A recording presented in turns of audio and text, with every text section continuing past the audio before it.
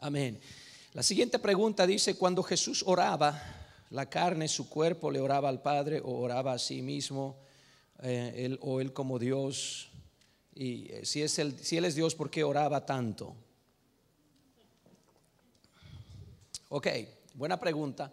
Tradicionalmente hemos dicho que Jesucristo es Dios en el espíritu y es carne. Y cuando decimos carne pensamos solo el cuerpo exterior, pero acabamos de decir que todo verdadero hombre y todo verdadero ser es solamente completo cuando es cuerpo, alma y espíritu. Jesús era cuerpo, alma y espíritu. Y mañana una vez más vamos a entrar en un poquito más de detalle en todo esto. Pero para que Jesucristo pudiera redimir todo nuestro ser, Él tenía que ser partícipe de todo nuestro ser. Es decir, si Cristo solamente tenía cuerpo, lo único que puede redimir es mi cuerpo. Si Cristo solo tenía cuerpo y espíritu, lo único que puede redimir es mi cuerpo y mi espíritu, pero no mi alma. Para redimirme completamente, Él tenía que ser semejante a mí. ¿Ok? Y en esa semejanza sabemos que Jesús es Dios manifestado en carne. Pero en esta manifestación Él está añadiendo una dimensión que nunca antes ha tenido Dios. Está añadiendo una experiencia humana completa. Entonces, cuando hablamos de Jesús, cuando Él oraba, no estaba simplemente pretendiendo que oraba. Alguien dijo, eso era para ejemplo de los discípulos. Y está pensando, ¿me están mirando o no? Okay. No, Él verdaderamente oraba. Él verdaderamente tenía hambre. Él verdaderamente se cansaba. Él verdaderamente tenía sed. Él verdaderamente dormía porque estaba experimentando todo lo que usted y yo experimentamos. Hebreos capítulo 2 nos habla de que, y el capítulo 4, de que no tenemos un sumo sacerdote que no pueda compadecerse de nuestras debilidades. Dice, sino uno que fue semejante a nosotros en todo, pero sin pecado. Entonces, Jesucristo fue tentado. Jesucristo no era un actor, ¿ok? No era un actor de cine diciendo, a ver, le voy a molestar un poquito al diablo, voy a pretender que me está tentando. No, Él realmente fue tentado, porque era hombre como nosotros, pero en cuanto recibió tentación, respondió con la palabra, respondió con la palabra, respondió con la palabra a cada tentación. Entonces, Él sí fue tentado, porque era humanidad. Dios en su espíritu nunca podría ser tentado. Dios en su espíritu nunca se cansa. Eso dice la palabra del Señor. No se fatiga con cansancio. Y aquí no se adormecerá ni dormirá el que guarda tu alma. ¿Ok? Ese es Dios. Pero Él quería participar de nuestra debilidad, porque primero quería redimirnos, y para eso tenía que ser nuestro pariente en la carne. Lo segundo es que Él quería demostrar que sí se podía vivir para Dios en victoria. ¿Ok? Ahora, entonces, como hombre, Jesucristo necesitaba orar. Porque hay gente que piensa, pero Jesucristo decía que Él tenía un Dios y que tenía un Padre. Y estoy pensando, pues, ¿qué pensabas? ¿Que Él iba a venir y iba a ser ateo? ¿No? Yo no creo en Dios, solo creo en mí. No. Hay ateos que dicen eso. No, Él no era un ateo. Él era como usted y como yo. Y como hombre, todo hombre tiene la necesidad de comunión con Dios. Y como hombre Él oraba no solo para ser nuestro ejemplo, sino para tener comunión con Dios. Ahora, yo sé, pero Él era Dios. Sí, era Dios. Y por eso es que el apóstol Pablo, el gran teólogo bíblico, en 1 de Timoteo 3:16 dice, indiscutiblemente grande es, no era, todavía es el misterio de la piedad.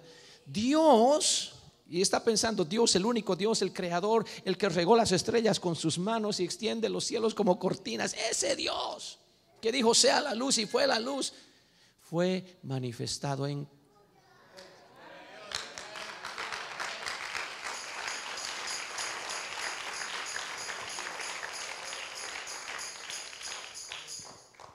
Entonces, cuando Él oraba, a veces decimos, sí, la carne oraba al Espíritu. No. El hombre Jesús estaba teniendo comunión con la deidad, con Dios.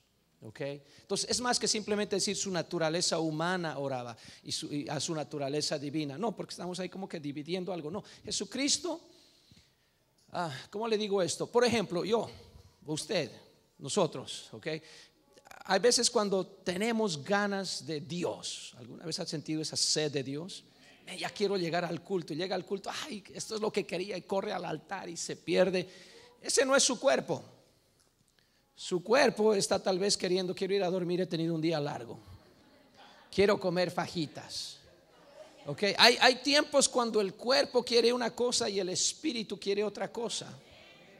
Pero no estamos hablando, el cuerpo del hermano es una persona, su espíritu es otra persona. No, es el mismo. Los dos es el mismo hermano. Okay. Hay tiempos cuando el espíritu está fuerte y lo lleva a uno a las cosas de Dios, y hay tiempos cuando la carne es más fuerte y lo lleva a las cosas de la carne. Son ambas cosas, ambas experiencias son parte de nuestra experiencia como seres humanos.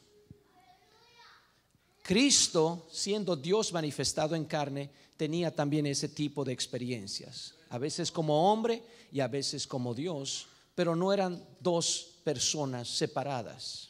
Y no era simplemente su naturaleza de aquí o su, no, era él en todo su ser. Era una sola persona, pero Dios y hombre al mismo tiempo.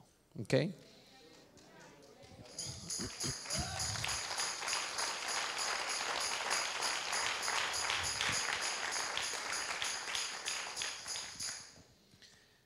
Hay otra pregunta que está relacionada con esto y dice, cuando el Señor está muriendo, ¿por qué dice, Padre, por qué me has desamparado?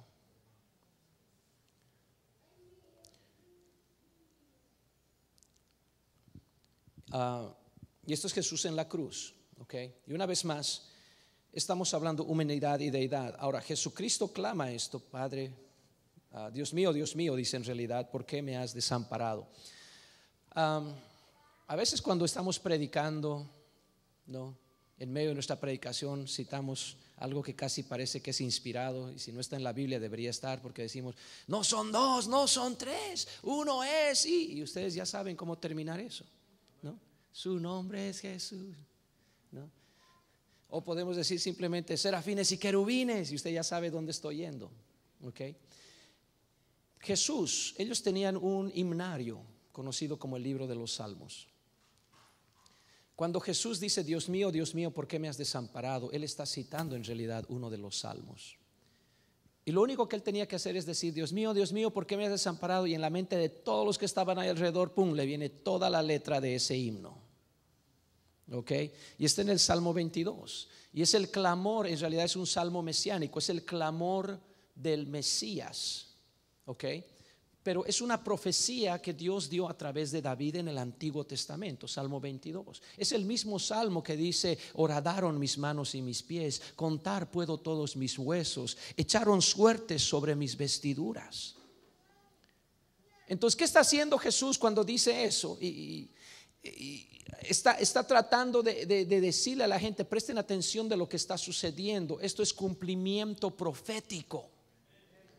Entonces, si ellos se sabían ese salmo tan bien como usted se sabe serafines y querubines, ellos entendieron inmediatamente. Y están yendo a través de todo ese salmo en su mente. Horadaron mis manos y mis pies, y lo ven crucificado. Contar puedo todos mis huesos, y está completamente desnudo en la cruz. Y de repente dice, echaron suerte sobre mis ropas, y están viendo a los soldados romanos jugando, echando suertes.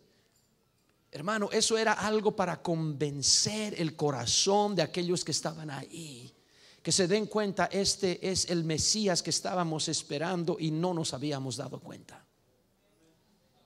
Ahora, y una vez más, si Jesús como hombre sintió que había sido abandonado.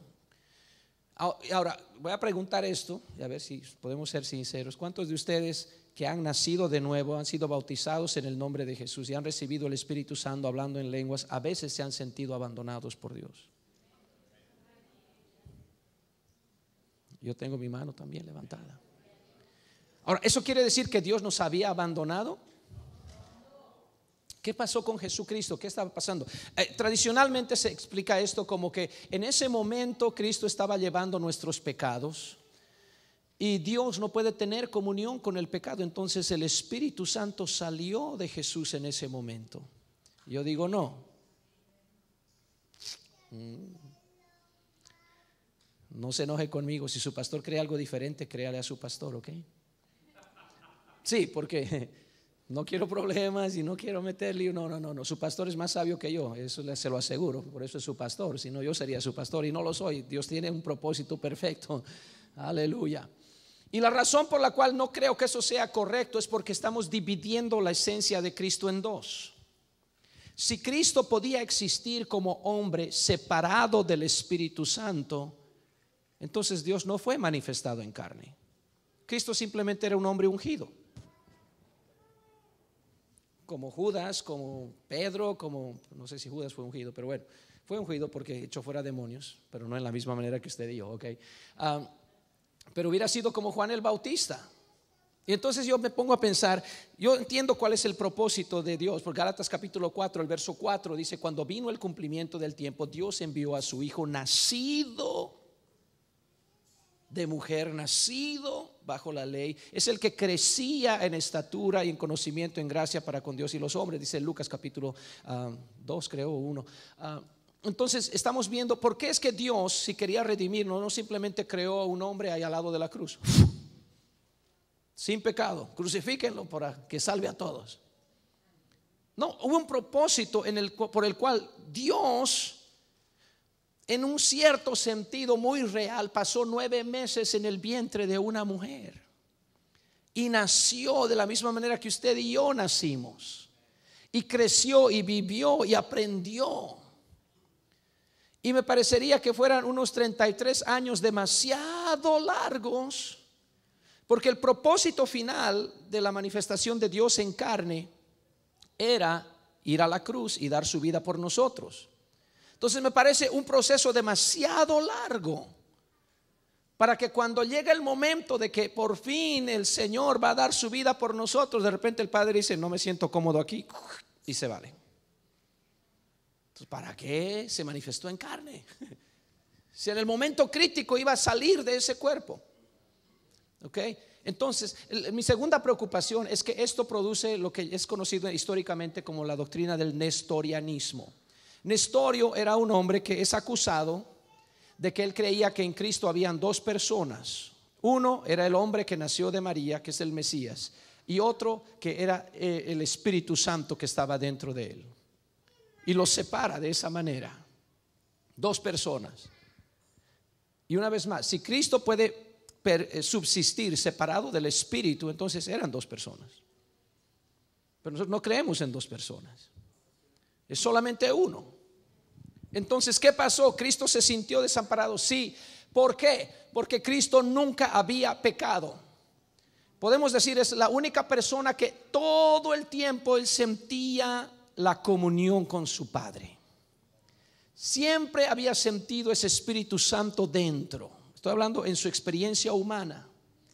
Pero en ese momento él está cargando la culpa de nuestros pecados. ¿Ok? Y esa es para mí la clave. Él no se convirtió en asesino ese momento, porque si no sería un asesino muriendo por los pecados de la gente. No. Él no era homosexual en ese momento, pero cargó el pecado de los homosexuales y de los asesinos y de los adúlteros, los suyos y los míos. Se sintió pecador. ¿Usted alguna vez ha pecado y se ha sentido mal? Y está como que quiero alabarle, pero me siento indigno. Cristo se sintió de esa manera y por primera vez sintió que su comunión con Dios estaba quebrantada, y eso le desesperó. Y por eso dice: Dios mío, ¿por qué me has desamparado? Pero la Biblia dice que Dios estaba ahí todo el tiempo. La Biblia dice en Hebreos capítulo 9 y capítulo 10 también que por el Espíritu eterno se ofreció él a Dios. Okay. Entonces él desde el principio hasta el fin era Dios manifestado en carne. Y una vez más, mañana va a entender esto un poquito mejor. Entonces eso es importante saber. Él cargó nuestra culpa.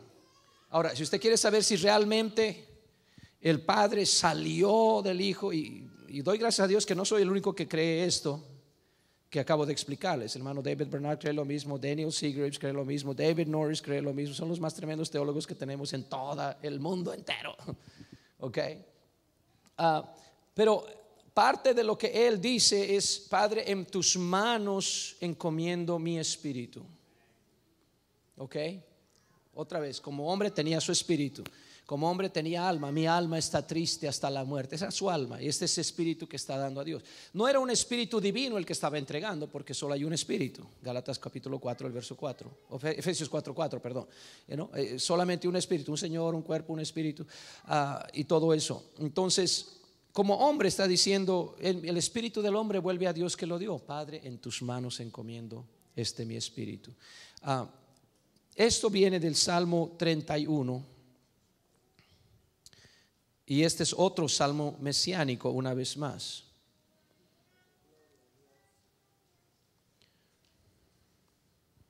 Ok, este es otra vez el salmo mesiánico. Déjame ver dónde podemos.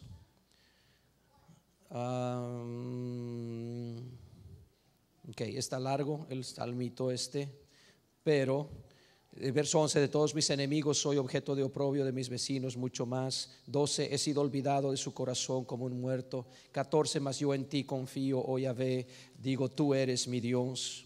Okay. 19: cuán grande es tu bondad. 20: en lo secreto.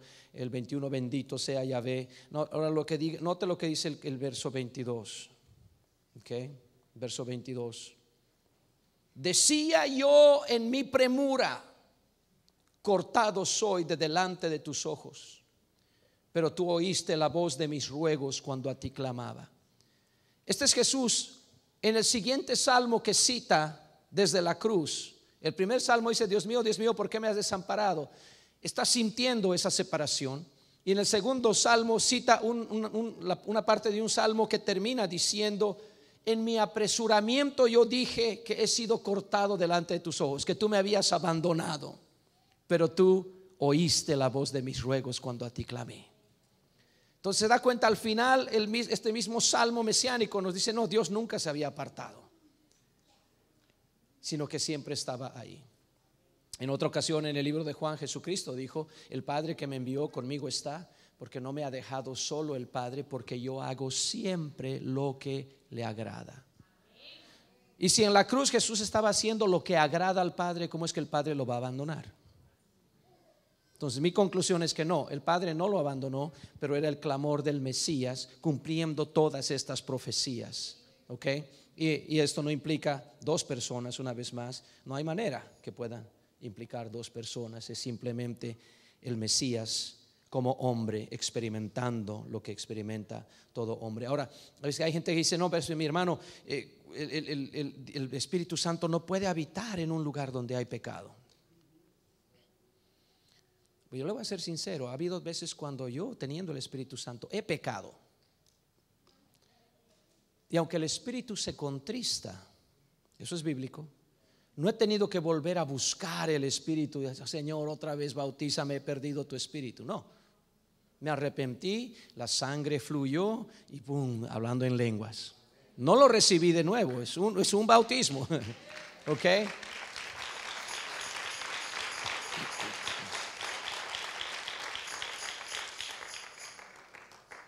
Y es entonces que podemos nosotros saber: ok, Dios habita en el pecado. ¿Por qué? Porque no habita en el pecado en ese sentido, pero Dios está en todo lugar. Esa es parte de la omnipresencia de Dios. Porque si no, entonces lo único que tendría que hacer el hombre es rodearse de pecadores y puede hacer todo lo que quiera, porque el Señor no puede ver qué está haciendo, ¿no? Y ahí sería como que vamos al club, el Señor no puede ver ahí porque hay pecado, y el Señor no entra donde hay pecado. No, el Señor sabe, está mirando todo y Él está en todo lugar. Gloria al Señor.